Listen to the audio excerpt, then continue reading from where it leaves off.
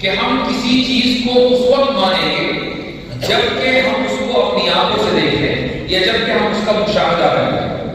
یہ جو خرابی ہے اس کی وجہ سے ہوتا یہ ہے کہ انسان کے ذہن میں تشکیک کا بیج پیدا ہو جاتا ہے اور پھر اس اصول کو وہ ہر جگہ نافذ کرتا ہے۔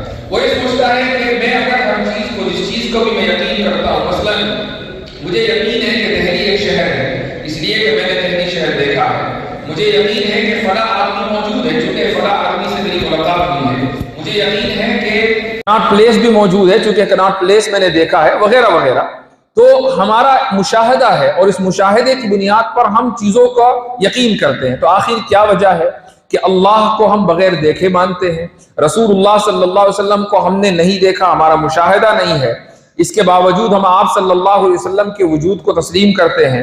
کیا وجہ ہے کہ ہم جنت اور جہنم کو، انسان میں سے کسی نے کبھی بھی جنت اور جہنم کو نہیں دیکھا، صرف رسول اکرم صلی اللہ علیہ وسلم کو معراج میں جنت اور جہنم دکھلائے گئے ہیں، لیکن پہلے تو آپ صلی اللہ علیہ وسلم کی شخصیت اور آپ کا وجود ہی سوالیہ نشان اس پر لگ جاتا ہے اس اصول کی وجہ سے۔ تو اب یہ کیسے تسلیم کریں کہ اللہ پر یقین بغیر دیکھے ہوگا؟ یہ کیسے مانیں کہ جنت اور جہنم پر ایمان بغیر دیکھے آئے گا؟ یہ کیسے تسلیم کریں کہ روز جزا کے اوپر ایمان بغیر کسی مشاہدے کے ہوگا؟ یہ کیسے مانیں کہ جن بھی ہیں، ملائکہ بھی ہیں، جبکہ ہم نے کسی ایک فرشتے کو نہیں دیکھا، جن سے ہماری ملاقات نہیں ہوئی؟ تو بغیر دیکھے ایمان لانا، بغیر دیکھے یقین کرنا، یہ کیوں کر ممکن ہے؟ یہ سوال ذہن میں آتا ہے، اور اگر کسی کے ذہن میں یہ سوال راسخ ہو جائے تو یہ بنیادی خرابی ہے۔ یہیں سے ایک انسان کے ارتداد کا، الحاد کا اور تشکیک کا سفر شروع ہوتا ہے۔ حالانکہ دیکھنا یہ چاہیے کہ ہماری زندگی میں کتنی ہی ایسی چیزیں ہیں کہ جن کو آپ بغیر دیکھے مانتے ہیں اور اس کے علاوہ کوئی مفر نہیں ہے، یعنی یہ ممکن نہیں ہے کہ آپ جب کسی چیز پر یقین کریں تو دیکھ کر ہی کریں، یہ ممکن نہیں ہے۔ بغیر دیکھے دسیوں بیسیوں چیزیں ہیں کہ جن پر ہم یقین کیے ہوئے ہیں، ایمان لائے ہوئے ہیں۔ مثال کے طور پر ہم سب سے پہلی چیز کہ جس کو ہم مانتے ہیں وہ ہماری اپنی شخصیت ہے۔ اگر میں آپ سے پوچھوں کہ کیا آپ نے اپنے آپ کو کبھی دیکھا ہے تو آپ سب یہ کہیں گے کہ بالکل دیکھا ہے۔ آئینے میں ہم اپنے آپ کو دیکھتے ہیں، حالانکہ یہ غلط ہے۔ آپ اپنے آپ کو نہیں دیکھتے ہیں، آپ اپنے جسم کو دیکھتے ہیں۔ جسم آپ نہیں ہے، جسم آپ کی سواری ہے۔ آپ اس سواری کو تو دیکھتے ہیں، اس سواری کے مسافر کو نہیں دیکھتے۔ اس کو دیکھنا ممکن بھی نہیں ہے، لیکن اس کے وجود کے آپ قائل ہیں، اور اس لیے قائل ہیں چونکہ آپ خود سوچ رہے ہیں، سمجھ رہے ہیں، بات کر رہے ہیں۔ یہ اس بات کی دلیل ہے کہ آپ موجود ہیں۔ ایک بہت مشہور فلاسفر گزرا ہے، اس کا نام ہے کانٹ۔ وہ یہ کہتا ہے، اس کا انگریزی عبارت بہت مشہور ہے، مختلف زبانوں میں اس کا ترجمہ بھی ہوا ہے۔ وہ یہ کہتا ہے کہ I think therefore I am، یعنی میں سوچتا ہوں، یہ اس بات کی دلیل ہے کہ میں ہوں۔ اس کے ہونے کی دلیل یہ ہے کہ وہ سوچتا ہے، اور یہ بات صحیح بھی ہے۔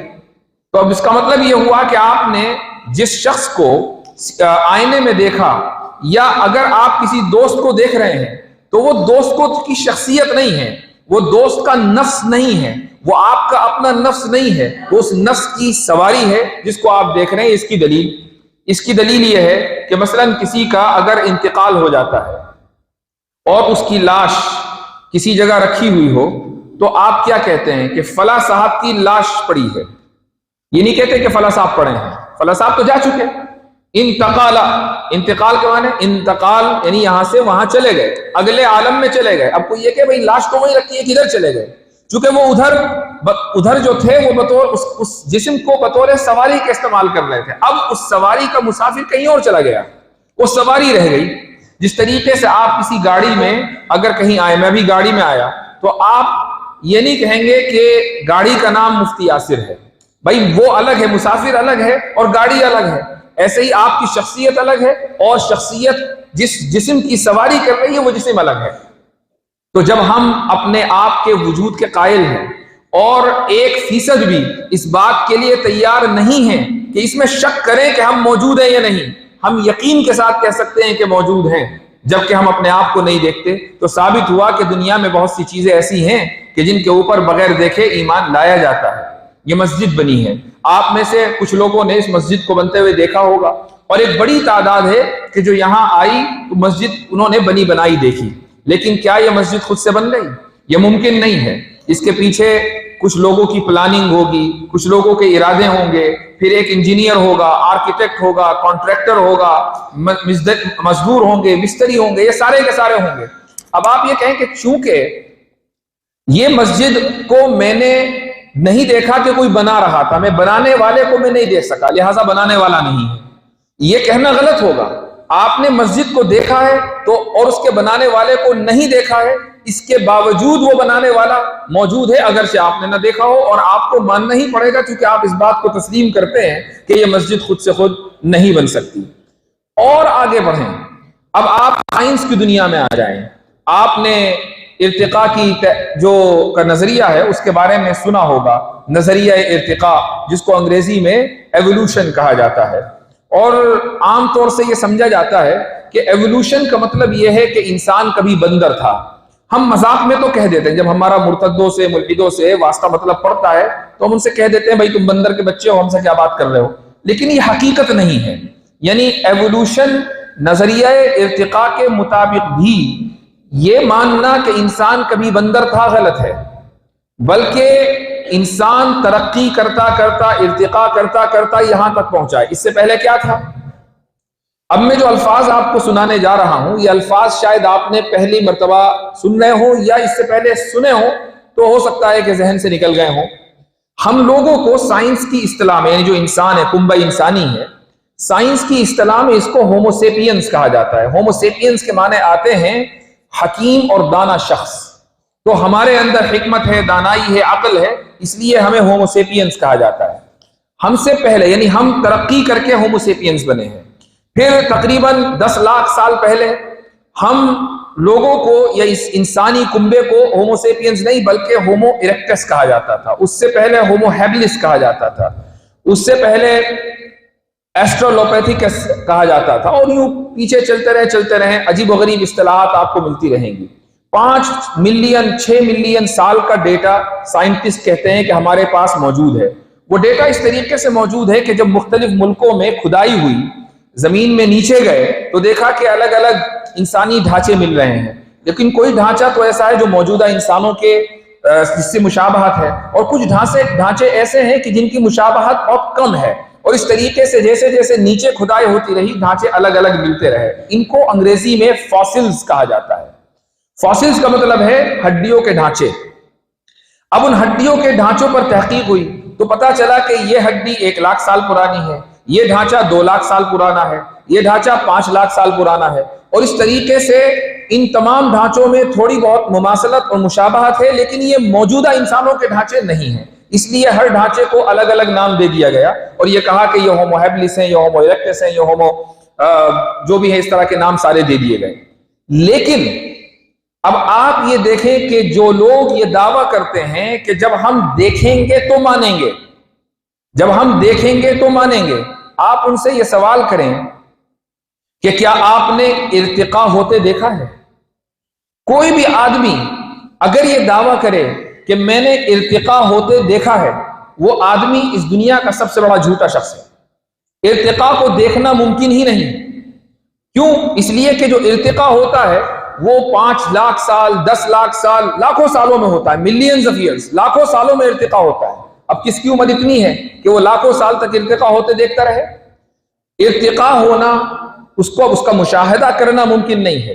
اس کے باوجود پوری سائنسی دنیا ارتقاء کو تسلیم کرتی ہے۔ اس کے باوجود تمام لوگ کہ جن کے ذہنوں میں شکوک و شبہات ہیں، وہ یہ مانتے ہیں کہ ہم ہومو ہیبلس اور ہومو ایرکٹس سے بن کر ہومو سیپینز بنے ہیں، اور ہمارے پاس جو دلیل ہے وہ فاسلز ہیں، یعنی ہڈیاں ہیں۔ کوئی یہ کہہ سکتا ہے کہ ہڈیاں تو دیکھی ہیں۔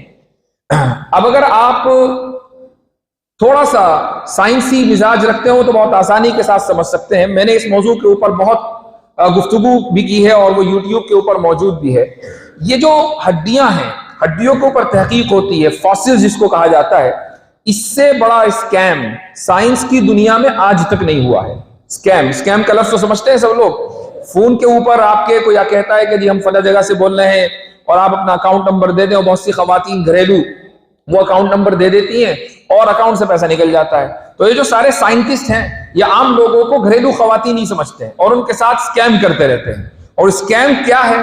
وہ یہ ہے کہ انہوں نے جھوٹے اعداد و شمار تیار کی اور کہا کہ یہ ہڈی 1 لاکھ سال پرانی، یہ ہڈی 5 لاکھ سال پرانی، اور اس طریقے سے وہ لوگوں کے ذہنوں میں یہ بٹھا دیتے ہیں کہ ہمارے پاس اتنے مضبوط ثبوت ہیں کہ جن کا انکار نہیں کیا جا سکتا. ذرا تصور کیجئے کہ ایک بچہ جو پہلی کلاس میں ہے، دوسری تیسری چوتھی کلاس سے یہی پڑھتا آ رہا ہے کہ ہمارے جو آبا و اجداد تھے ان کو یہ کہا جاتا تھا، اور ان کی ہڈیاں اس طریقے سے ملی، افریقہ میں، تنزانیہ میں ملی، بیلجیم میں ملی، ملیشیا میں ملی، اور فلاں فلاں سائنٹسٹ نے اس کو ڈسکور کیا. جب آپ تیسری کلاس سے یہی پڑھتے رہیں گے اور 12ویں کلاس میں بھی نہیں بلکہ کالج میں جا کر جب آپ سائنس پڑھیں گے وہاں بھی یہی پڑھیں گے، تو یہ ایمان اور یقین کا حصہ بن جاتا ہے کہ واقعی ارتقاء ہوا ہوگا، چونکہ انسانیت کے پاس اس طرح کے ثبوت موجود ہیں. لیکن جب تحقیق کی جاتی ہے تو ان میں سے اکثریت جھوٹ نکلتی ہے. تو ثابت یہ ہوا کہ ہم دنیا میں بہت ساری چیزوں پر ایمان لائے ہوئے ہیں بغیر دیکھے. ایک اور مثال ذہن میں آئی، وہ مثال ہے ملٹی ورس. ملٹی ورس کس کو کہتے ہیں؟ ہماری جو کائنات ہے اس کو یونیورس انگریزی میں بولا جاتا ہے. ایک اس وقت سائنسی نظریہ ہے کہ ہماری یہ کائنات تنہا نہیں ہے بلکہ اس کائنات کے علاوہ اور بھی کائناتیں ہیں. اسی لیے یہ نظریہ پیش کیا گیا ملٹی ورس کا. اب یہاں کوئی پوچھے کہ بھائی آپ نے اپنا یونیورس آج تک پورا نہیں دیکھا. کوئی آدمی یہ نہیں کہہ سکتا کہ میں نے اس نظام شمسی کو پورے کو ڈسکور کر لیا. آج تک نہ ناسا نے، نہ اسرو نے، نہ کسی دوسرے سائنسی ادارے نے یہ کہا ہو کہ نہیں اس نظام شمسی میں جو کچھ ہے اس سے ہم واقف ہیں. یہ ممکن نہیں ہے. جب نظام شمسی سے واقف نہیں ہے تو اس کہکشاں سے واقفیت نہیں ہے. یہ کہکشاں ایک نہیں ہے، لاکھوں کروڑوں کی تعداد میں ہمارے اس کائنات کے اندر موجود ہیں. جب ہمیں اپنی کہکشاں کا نہیں پتا تو پھر دوسری جو کہکشائیں ہیں ان کا کیسے پتا ہوگا؟ اس پوری کائنات کا کیسے پتا ہوگا؟ اور اس کائنات کے علاوہ جو دوسری کائناتیں کیسے پتا ہوگا؟ اس کے باوجود سائنس اس چیز کو تسلیم کرتی آ رہی ہے کہ ایک کائنات نہیں بلکہ بہت سی کائناتیں ہو سکتی ہیں. تو بھائی جب آپ نے دیکھا نہیں تو مان کیسے لیا؟ اس سے یہ ثابت ہوا کہ یہ جو اصول ہے یہ اکثر و بیشتر ٹوٹ جاتا ہے. اس اصول میں تناسب اور توازن نہیں ہے. لیکن جیسے ہی الہیات کا مسئلہ آتا ہے، خدا کا، خدا کے رسول کا، جنت اور جہنم کا، روز حشر کا، جن اور ملائکہ کا، فوراً یہ اصول لے کر آتے کہتے بھائی ہم نے تو دیکھا ہی نہیں دیکھا تو مانے کیسے؟ تو جب کوئی بھی شخص آپ سے یہ سوال کرے تو کبھی بھی آپ دفاعی پوزیشن پہ نہ آئیں، آپ اقدامی پوزیشن لیں. اور اقدامی پوزیشن کا مطلب یہ ہے کہ بنیادی طور پر اس سے یہ سوال کریں کہ اگر تمہارا یہ اصول ہے کہ تم اسی چیز کو تسلیم کرو گے جس کو دیکھو گے، تو یہ اصول تم دن میں 10 مرتبہ توڑتے ہو، تو پہلے تم اس اصول کو ثابت کرو، پھر ہم جواب دینے کے پابند ہیں. آپ جواب دینا شروع کر دیں گے تو یہ بنیادی غلطی ہوگی، چونکہ اس کا غلط سوالوں کے جواب نہیں دیے جاتے، صحیح سوالوں کے جواب دیے جاتے ہیں. اگر غلط سوالوں کے جواب دیے جائیں تو وہ جواب غلط ہوگا کیونکہ سوال ہی غلط ہے. تو پہلی خرابی تو یہ ہے کہ لوگوں کے ذہنوں میں یہ چیز بیٹھی ہے اور یہ غلط اصول ان کے ذہنوں میں راسخ ہو گیا ہے. دوسری جو خرابی ہے وہ یہ ہے کہ بہت سے لوگ یہ سمجھتے ہیں کہ عقل اور نقل ان دونوں میں جب تعارض ہو تو عقل کو ترجیح دی جانی چاہیے. آپ اس وقت بہت سے فتنوں سے واقف ہوں گے، ان میں ایک فتنہ جاوید احمد غامدی صاحب کا بھی ہے. پڑوسی ملک سے تعلق رکھتے ہیں لیکن امریکہ میں مقیم ہیں، اور ٹی وی کے ذریعے، سوشل میڈیا کے ذریعے انہوں نے اپنے افکار کو بہت پھیلایا ہے، دور دور تک پھیلایا ہے. اور بہت سے اچھے خاصے پڑھے لکھے لوگ ان کے افکار سے اس لیے متاثر ہوئے ہیں، اس لیے نہیں کہ وہ بہت ہی کوئی انوکھی چیز پیش کر رہے ہیں، اس لیے متاثر ہوئے ہیں کہ ان کے افکار میں آسانی ہی آسانی ہے، حرام کچھ نہیں ہے، حلال ہی حلال ہے. مثلا آپ گاڑی میں چلے جا رہے ہیں تو ڈیش بورڈ کے اوپر انجن کی لائٹ آ گئی تو کیا سمجھیں گے کہ انجن میں کچھ گڑبڑی ہے. اب اگر آپ کا میکینک غامدی صاحب کا فالوور ہوگا تو وہ کیا کرے گا کہ انجن کے اوپر ٹیپ لگا دے گا، کہے گا اب دیکھو آپ کو لائٹ نظر نہیں آ رہی ہے، انجن ٹھیک ہو گیا. یہ ہے غامدی صاحب کی فکر کا خلاصہ. تو غامدی صاحب کی جو فکر ہے وہ فکر اعتزال ہے. اعتزال یعنی معتزلہ. اگر آپ نے علم کلام کی کچھ کتابیں پڑھی ہیں تو یہ لفظ نیا نہیں ہوگا. شرح عقائد میں شروع سے لے کر آخر تک تقریباً ہر دوسرے تیسرے صفحے میں معتزلہ کا تذکرہ آتا ہے. یہ معتزلہ کون لوگ ہیں؟ ان کے بہت سے عقائد ہیں. ان میں ایک عقیدہ یہ ہے کہ العقل فوق النقل، کہ عقل کو نقل کے اوپر ترجیح دی جائے گی. یہی صورتحال غامدی صاحب کی بھی ہے کہ جہاں ان کی گاڑی اٹکتی ہے، کوئی حدیث سمجھ میں نہیں آ رہی ہے، تو فوری طور پر وہ عقلی گھوڑے دوڑاتے ہیں اور حدیث میں یا تو ایسی تعویل کر دیتے ہیں کہ جو حدیث کا جو مقصد ہے، جو اس کا مقتضا ہے، اس کے خلاف ہے، یا حدیث کا انکار کر دیتے ہیں کہ تو خبر واحد ہے، یہ کوئی واحد ہوگا کہ جس نے روایت کی ہے لہٰذا اس کا کوئی اعتبار نہیں. یہ ان کی فکر کا خلاصہ ہے. امام ابن تیمیہ رحمہ اللہ نے ایک کتاب لکھی ہے درء تعارض العقل والنقل. یہ 5 جلدوں میں ان کی کتاب ہے اور اس کتاب کا مقصد امام رازی رحمہ اللہ کی تردید ہے. امام رازی رحمہ اللہ نے اپنی کتاب مفاتیح الغیب تفسیر میں، تفسیر کبیر جس کو کہا جاتا ہے، اس میں جگہ جگہ عقائد کے اوپر گفتگو کی ہے. لاجواب کتاب ہے. ابن تیمیہ رحمہ اللہ نے امام رازی کی تردید کی جو بنیاد قائم کی ہے وہ یہ کی ہے کہ بعض اشاعرہ مثلا رازی عقل کو ہمیشہ نقل کے اوپر ترجیح دیتے ہیں، اور یہ مفروضہ اپنے ذہن میں لے کر انہوں نے 5 جلدیں لکھ دی. آپ اگر وہ کتاب پڑھیں تو ایسا لگتا ہے کہ امام رازی کو آتا جاتا کچھ نہیں تھا. ابن تیمیہ نے اتنا ان کے خلاف لکھا ہے. لیکن قربان جائیے ہمارے اکابر پر. حضرت تھانوی قدس سرہ العزیز نے اس مسئلے کو اس طریقے سے سلجھایا ہے کہ ابن تیمیہ رحمہ اللہ کی شان بھی کم ہوتی نظر نہیں آتی اور امام رازی کی شان بھی اپنی جگہ برقرار رہتی ہے. اور چند صفحات میں، انہیں 5 جلدیں لکھنے کی ضرورت نہیں تھی، چند صفحات میں انہوں نے پورا مسئلہ ہی حل کر دیا اپنی کتاب الانتباہات المفیدہ میں. وہ یہ کہتے ہیں کہ عقل اور نقل کے درمیان جب تعارض ہو تو اس کی کچھ صورتیں ہیں اور ان صورتوں کا لحاظ رکھنا ضروری ہے. اس مسئلے کو سمجھنے سے پہلے 2 اصطلاحات کو سمجھنا ضروری ہے. پہلی اصطلاح ہے قطعی الدلالہ اور دوسری اصطلاح ہے قطعی الثبوت. اسی طرح ظنی الدلالہ اور ظنی الثبوت. قطعی الدلالہ کا مطلب یہ ہے کہ آپ مثلا قرآن کریم کی کوئی آیت یا حدیث مبارکہ آپ کے سامنے ہو اور اس کے معنی اور اس کا مفہوم بالکل واضح ہو، اس میں کوئی دوسری رائے نہ ہو، بالکل واضح انداز سے وہ معنی، وہ حدیث یا وہ آیت اپنے مفہوم کے اوپر دلالت کر رہی ہو، یہ قطعی ہے. اس کا مفہوم قطعی ہے، کسی دوسرے مفہوم کی گنجائش نہیں ہے. مثال کے طور پر ایاک نعبد و ایاک نستعین، کہ اے اللہ ہم تیری ہی عبادت کرتے ہیں اور تجھی سے مدد طلب کرتے ہیں. اب اس کا دوسرا مفہوم کیا نکل سکتا ہے؟ کچھ بھی نہیں نکلے گا. اس کا مفہوم یہی نکلے گا کہ عبادت کا لائق جو ذات ہے وہ اللہ ہے اور مدد طلب کرنے کے لائق جو ذات ہے وہ اللہ ہے. اس کے علاوہ کوئی دوسرا مفہوم اس کا ہے نہیں. اس معنی میں یہ آیت قطعی الدلالہ ہے. قطعی الثبوت کسے کہتے ہیں؟ پورا قرآن کریم قطعی الثبوت ہے. قرآن کریم کی ایک ایک آیت قطعی طور پر رسول اکرم صلی اللہ علیہ وسلم سے ہم تک پہنچی ہے، اس میں کسی شک اور شبہ کی گنجائش نہیں ہے. ثبوت کا مطلب یعنی وہ بات ہم تک کیسے پہنچی. پھر اس کے مقابلے میں ظنی الدلالہ آتا ہے. ظنی الدلالہ کا مطلب یہ ہے کہ ایک ایسی آیت یا حدیث کے جس کے 2 معنی ہو سکتے ہیں. اس کی کوئی مثال اگر آپ کے ذہن میں نہیں ہے تو اصول فقہ کی کوئی بھی کتاب اٹھائیں، اصول الشاشی لے لیں، نور الانوار لے لیں، اس میں ایک آیت کا بطور حوالہ ضرور تذکرہ آتا ہے والمطلقات یتربصن بانفسہن ثلاثۃ قروء. اب قروء کے معنی میں اختلاف ہو گیا کہ قروء کے معنی طہر کے ہیں یا حیض کے ہیں. حنفیہ نے کہا کہ قروء کے معنی حیض کے ہیں اور شافعیہ نے کہا کہ قروء کے معنی طہر کے ہیں. آیت میں اختلاف نہیں ہوا، قروء کے معنی کی تعیین میں اختلاف ہوا ہے. تو یہ جو آیت ہے یہ قطعی ثبوت ہے. اس کے ثابت ہونے میں کسی شک و شبہ کی کوئی مجال نہیں ہے، کوئی انکار نہیں کر سکتا کہ یہ آیت قرآن میں نہیں ہے. لیکن قروء کے معنی کیا ہے اس میں اختلاف ہے. لہٰذا آیت ظنی الدلالہ ہے لیکن قطعی الثبوت ہے.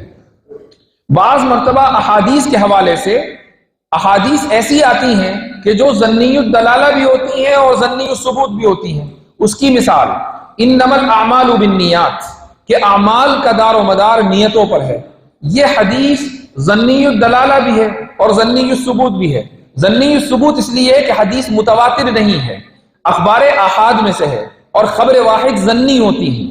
ظن کا مطلب یہ نہیں ہوتا کہ محض کسی کا وہم و گمان، بلکہ ظن غالب یہ ہے کہ آپ صلی اللہ علیہ وسلم نے یہ بات فرمائی ہوگی۔ ظن غالب بھی یقین کے قریب قریب ہوتا ہے، اس لیے یہ حدیث ظنی الثبوت ہے اور ظنی الدلالہ بھی ہے۔ ظنی الدلالہ اس لیے ہے کہ اس حدیث کی کہ اصلی معنی کیا ہے، حقیقی معنی کیا ہے، اس میں اختلاف ہوا ہے۔ کچھ ائمہ یہ فرماتے ہیں کہ انما الاعمال بالنیات کا مطلب یہ ہے کہ اعمال کی صحت کا دار و مدار نیتوں پر ہے، اور کچھ ائمہ یہ فرماتے ہیں کہ اعمال کے ثواب کا دار و مدار نیتوں پر ہے۔ تو یہ جو اختلاف ہوا ہے، اس سے یہ ثابت ہوا کہ یہ جو حدیث ہے یہ ظنی الدلالہ بھی ہے اور ظنی الثبوت بھی ہے۔ اسی طرح حدیث جبریل میں جب حضرت جبریل علیہ السلام نے رسول اکرم صلی اللہ علیہ وسلم سے یہ سوال کیا کہ قیامت کب آئے گی، تو آپ علیہ السلام نے کیا فرمایا کہ مل مسئول عنہا باعلم من السائل، کہ جس سے سوال کیا جا رہا ہے مسئول، وہ سائل سے زیادہ نہیں جانتا، نہ جاننے میں ہم دونوں برابر ہیں۔ حضرت جبریل علیہ السلام نے اس کا وہی مفہوم سمجھا کہ جو مفہوم رسول اکرم صلی اللہ علیہ وسلم نے مراد لیا۔ تو یہ حدیث اپنے اس معنی میں، یہ جملہ اپنے اس مفہوم میں قطعی الدلالہ ہے، لیکن چونکہ متواتر نہیں ہے اس لیے ظنی الثبوت ہے۔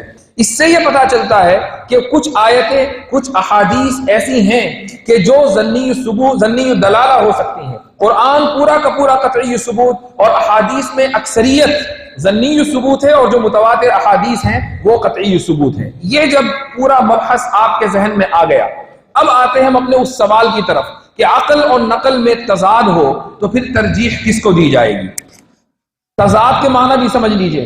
تضاد کا مطلب یہ ہے کہ اگر دو جملے ہوں اور ایک جملے کو صحیح مان لیا جائے تو دوسرا غلط ہو، اور دوسرے کو صحیح مانے تو پہلا غلط ہو۔ مثال کے طور پر میں آپ سے یہ کہوں کہ زید اس وقت مسجد میں میرے ساتھ بیٹھا ہے، ایک جملہ یہ ہے۔ دوسرا جملہ یہ ہے کہ زید اس وقت مسجد میں میرے ساتھ نہیں بیٹھا ہے۔ یہ دو جملے آپس میں متعارض ہیں، یا تو پہلا صحیح ہوگا یا دوسرا صحیح ہوگا۔ یہ نہیں ہو سکتا کہ دونوں صحیح ہوں، اور یہ بھی نہیں ہو سکتا اگر ہم ایک متعین زید کے بارے میں بات کر رہے ہیں کہ دونوں میں سے کوئی بھی صحیح نہ ہو۔ تضاد کا مطلب یہ ہوتا ہے کہ دونوں کو صحیح نہیں مانا جا سکتا بیک وقت۔ اسی طریقے سے اگر عقل اور نقل کے درمیان تضاد ہو تو اس کی چار صورتیں، حضرت تھانوی فرماتے ہیں اس کی چار شکلیں۔ پہلی شکل یہ ہے کہ عقل بھی قطعی ہو اور نقل بھی قطعی ہو، قطعی الدلالہ عقل بھی ہو اور نقل بھی قطعی الدلالہ ہو۔ عقل قطعی الدلالہ ہو، اس کی مثال 2 دونی 4 ہوتے ہیں۔ کوئی آدمی یہ کہے کہ نہیں امریکہ میں 2 دونی 5 ہوتے ہیں، ایسا نہیں ہو سکتا۔ ساری دنیا میں ہر دور ہر زمانے میں 2 دونی 4 ہی ہوں گے، 1 2 کا آدھا ہی ہوگا، اس میں کوئی اختلاف نہیں، یہ قطعی الدلالہ ہے۔ یہ ممکن نہیں ہے کہ کوئی آیت یا کوئی حدیث قطعی الدلالہ ہو اور قطعی ثبوت ہو حدیث، اور پھر ایسی عقل کے خلاف ہو کہ جو قطعی ہو، یہ ممکن نہیں ہے۔ یعنی کوئی آیت آپ کو ایسی نہیں ملے گی کہ جس سے یہ پتہ چل رہا ہو کہ نہیں 2 دونی 4 نہیں ہوتے بلکہ 2 دونی 5 ہوتے ہیں۔ کوئی حدیث آپ کو ایسی نہیں ملے گی جو آپ کو یہ بتاتی ہو کہ نہیں 1 2 کا آدھا نہیں بلکہ اس کا چوتھائی ہوتا ہے۔ اس طرح کی نہ کوئی حدیث موجود ہے نہ کوئی آیت موجود ہے۔ تو اگر عقل قطعی ہو اور نقل قطعی ہو، دونوں میں تضاد اور تعارض ممکن ہی نہیں ہے۔ اس کی ایک بھی مثال پوری شریعت میں موجود نہیں ہے، صبح قیامت تک چیلنج ہے۔ تو پہلی صورت تو یہ ہے۔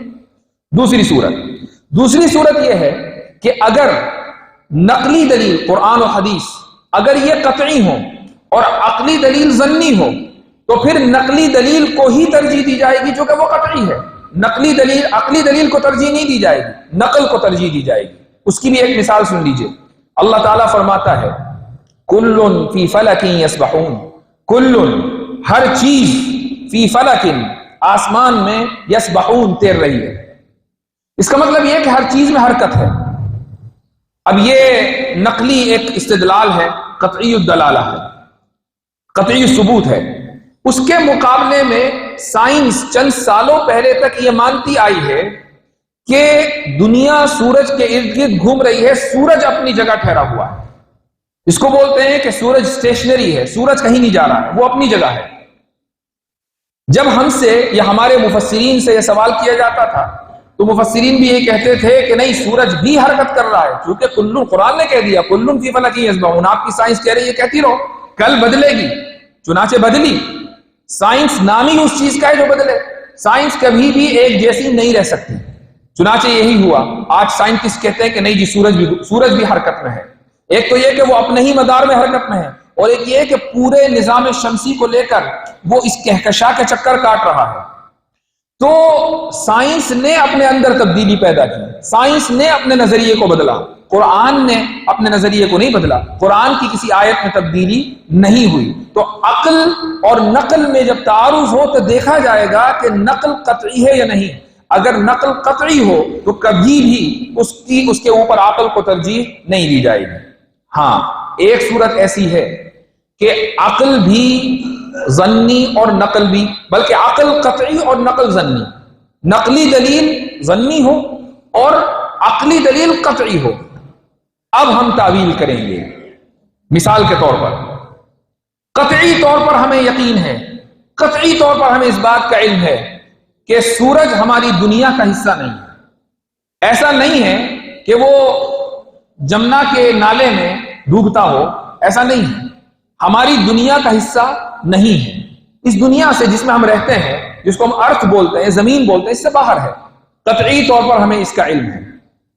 لیکن سورہ کہف میں ایک آیت ملتی ہے، وَوَجَدَهَا تَغْرُبُ فِي عَيْنٍ حَمِئَةٍ، کہ ذوالقرنین نے سورج کو دیکھا کہ وہ ایک گدلے تالاب میں ڈوب رہا تھا۔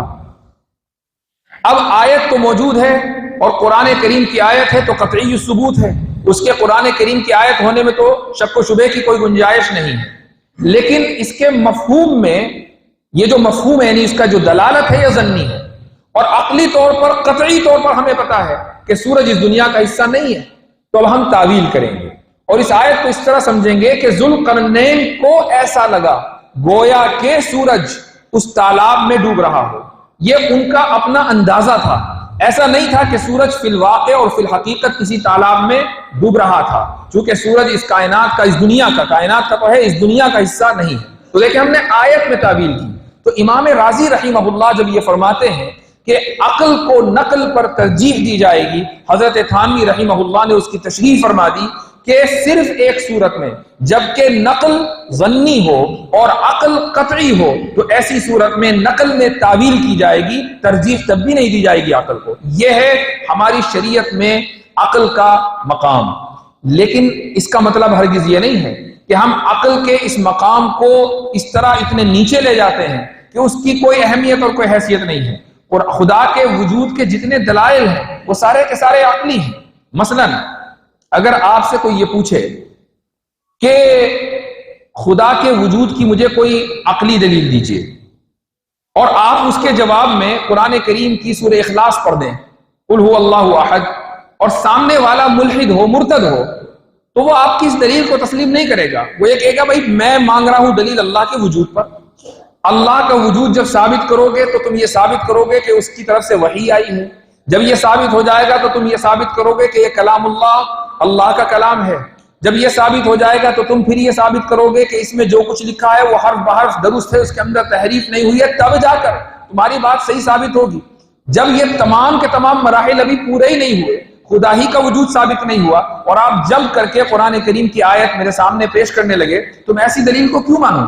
اس کا مطلب یہ ہے کہ آپ مجبور ہیں بعض احوال میں کہ آپ عقلی دلیل خدا کے وجود کی پیش کریں، اور جب آپ نے عقلی طور سے خدا کے وجود کو ثابت کر دیا تو آپ عقلی طور سے اس بات کو ثابت کریں کہ خدا کی صرف ذات موجود نہیں ہے، اس کی صفات بھی ہیں، اور من جملہ اس کی صفات میں صفت کلام بھی ہے، اور جب صفت کلام ہے تو اس کلام کی صفت کی وجہ سے بہت سارے پیغامات اللہ رب العزت نے اس انسانیت کو دیے ہیں۔ انہی پیغامات میں جو آخری پیغام ہے وہ کلام مجید ہے، قرآن حکیم ہے، اور اس قرآن حکیم کو اللہ تعالیٰ نے اس طرح نازل کیا کہ شروع سے لے کر آخر تک محفوظ ہے، اس کی یہ صورت ہے، اس سے ثابت ہوتا ہے۔ تو یہ تمام کے تمام مراحل جب ثابت ہوں گے تب جا کر قرآن کریم کی دلیل چلے گی، لیکن اگر یہ مراحل ثابت نہ ہو تو پھر قرآن کریم کی دلیل ان لوگوں کے سامنے نہیں چلے گی، پھر عقلی دلیل چلے گی۔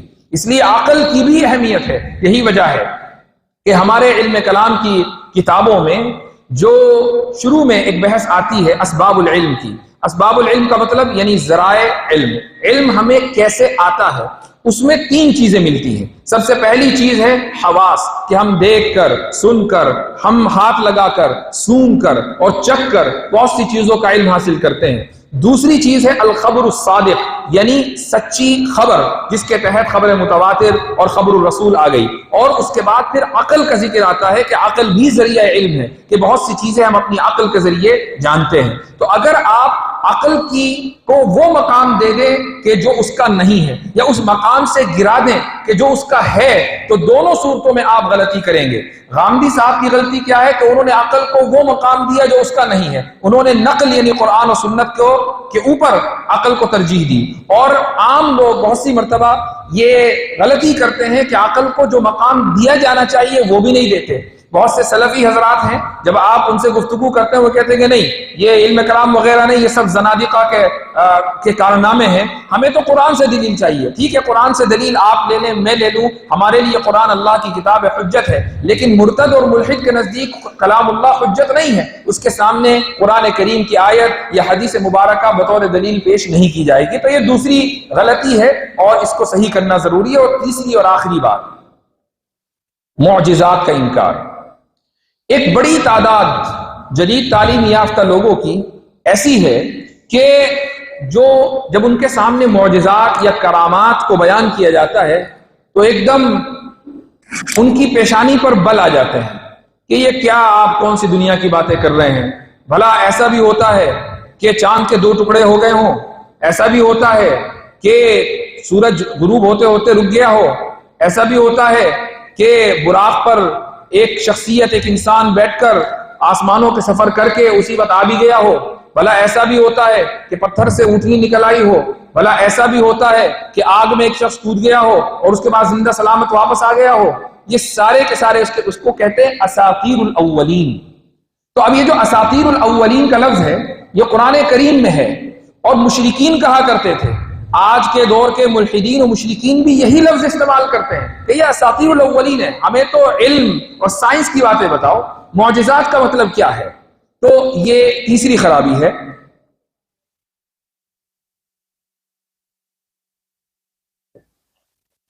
اب یہاں سوال یہ ہوتا ہے کہ معجزات کا انکار کوئی آدمی کرتا ہے تو کیوں کرتا ہے؟ اس کی وجہ یہ ہے کہ لوگ یہ کہتے ہیں کہ ہم نے ہمیشہ ایک سبب سے مسبب کو نکلتے ہوئے دیکھا ہے.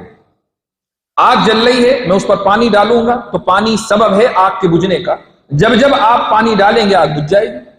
تو آگ سبب ہوا، آگ مسبب اور پانی سبب.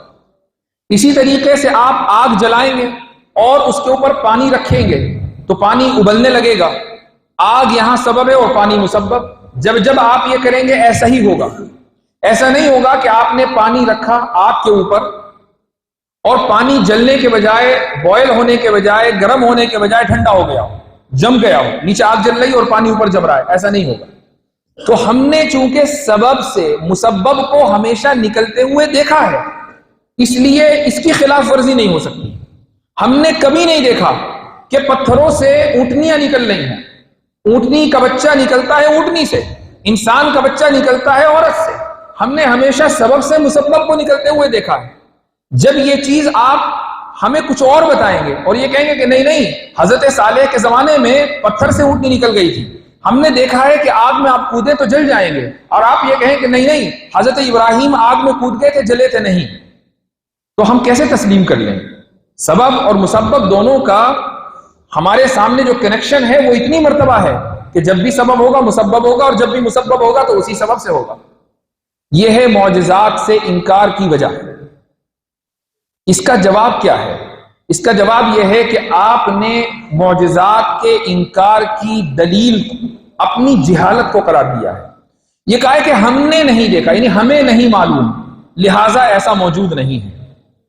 عدم علم عدم وجود کی دلیل نہیں ہے. آپ اگر کسی چیز کو نہیں جانتے اس کا مطلب یہ نہیں ہے کہ وہ موجود نہیں ہے. اس کہکشاں کے باہر کتنی کہکشائیں ہیں ہم نہیں جانتے لیکن وہ موجود ہیں. نظام شمسی میں اور بھی بہت کچھ موجود ہے جو ابھی انسانیت نہیں جانتی. نظام شمسی کو تو چھوڑیے، سمندر کی تہ میں کیا کیا ہے ابھی انسانیت کو نہیں پتا چلا، لیکن موجود ہے۔ تو عدم علم عدم وجود کو مستلزم نہیں ہے۔ اگر آپ نے کسی سبب سے مسبب کو نکلتے ہوئے دیکھا ہے یا کسی مسبب کو اسی سبب سے نکلتے ہوئے دیکھا ہے تو اس سے یہ لازم نہیں آتا کہ یہ مسبب ہمیشہ اسی سبب سے نکلے گا۔ آپ کی جہالت حجت نہیں ہے۔ اللہ سبحانہ و تعالیٰ کے یہاں اسباب دو طرح کے ہیں، ایک قسم ہے اسباب عادیہ کی اور دوسری قسم ہے اسباب غیر عادیہ۔ اسباب عادیہ وہی ہیں کہ بھئی سورج نکلا، روشنی پھیل گئی، آپ نے آگ جلائی، پانی ابلنے لگا، آپ نے پانی آگ کے اوپر ڈالا تو آگ بجھ گئی، یہ اسباب عادیہ ہیں۔ کچھ اسباب غیر عادیہ ہیں۔ اسباب غیر عادیہ کا مطلب ہے کہ پتھر ہے، اس سے اونٹنی نکلی، اب اونٹنی مسبب ہے اور پتھر سبب ہے، لیکن یہ سبب غیر عادی ہے۔ اللہ رب العزت کے یہاں سبب عادی اور سبب غیر عادی میں کوئی فرق نہیں ہے۔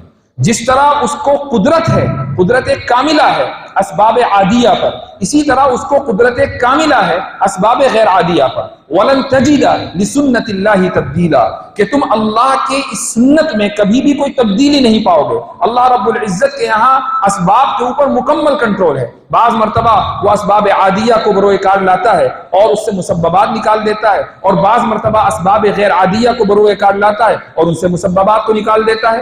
براق ایک سبب غیر عادی ہے، رسول اکرم صلی اللہ علیہ وسلم اس پر تشریف فرما ہوئے اور آسمانوں کا سفر کر کے آ گئے اور اسی لمحے واپس آ گئے، یہ سبب غیر عادی ہے۔ ہم جہازوں کا سفر کرتے ہیں، جہاز ایک سبب عادی ہے، ایک جگہ سے دوسری جگہ جاتے ہیں، اسی لمحے نہیں پہنچتے، بعض مرتبہ 2 گھنٹے کی، بعض مرتبہ 5 گھنٹے کی، 10 گھنٹے کی فلائٹ ہوتی ہے، یہ سبب عادی ہے۔ اگر سبب عادی سے مسبب نکل سکتا ہے تو اللہ تعالیٰ کو اس بات کی قدرت ہے کہ وہ سبب غیر عادی سے بھی مسبب نکال دے۔ تو معجزات کا جو انکار ہے وہ خالصتاً جہالت کی وجہ سے ہوتا ہے، اور یہی بات کرامت کے حق میں بھی ہے کہ کرامات کا آج کل بہت سے انجینئر بھی سوشل میڈیا کے اوپر انجینئرنگ کرتے ہیں، اور ان کے ہاں ہوتا کیا ہے؟ کرامات کا انکار، کہ جی فلاں بزرگ جو ہے وہ انہوں نے ان کے نام سے یا ان کی طرف یہ قصہ منسوب ہے۔ اب بجائے اس کے کہ اس قصے کے تعلق سے کوئی گفتگو کی جائے کہ اس کی سند ثابت نہیں ہے یا اس کی یہ بات غیر محقق انداز سے لکھی ہے، ہوتا کیا ہے کہ ان بزرگوں کے اوپر ہی تیر و نشتر چلنے لگتے ہیں، ان بزرگوں کی ہی توہین ہونے لگتی ہے۔ اور یہی وجہ ہے کہ ہمارے وہ نوجوان جو علماء سے قدر دوری بنائے ہوئے ہیں وہ ایسے انجینئروں کے نرغے میں آ جاتے ہیں اور بزرگان دین سے، اسلاف امت سے بدزنی کا شکار ہو جاتے ہیں۔ تو معجزات اور کرامات یہ سارے کے سارے برحق ہیں۔ معجزات کے اوپر ایمان لانا یہ بھی ضروری ہے۔ اگر کوئی شخص معجزات کے اوپر ایمان نہ لائے تو اس کا ایمان ہی قابل قبول نہیں ہے۔ کیا یہ ممکن ہے کہ ایک آدمی یہ کہے کہ میں اللہ اور اللہ کے تمام رسولوں پر ایمان رکھتا ہوں لیکن میں قلنا یا نار کونی بردم و سلامن پر ایمان نہیں رکھتا؟ یہ ممکن نہیں ہے۔ اگر کوئی آدمی ایسا کہے تو اس کا ایمان قابل قبول نہیں ہے۔ یہ 3 غلطیاں ہیں۔ پہلی غلطی کیا تھی؟ پہلی غلطی یہ ہے کہ یہ ماننا کہ جو دیکھوں گا اسی پر ایمان لاؤں گا ورنہ ایمان نہیں لاؤں گا، یہ غلطی ہے، اور اس غلطی کا آپ کیسے رد کریں گے میں بتا چکا ہوں۔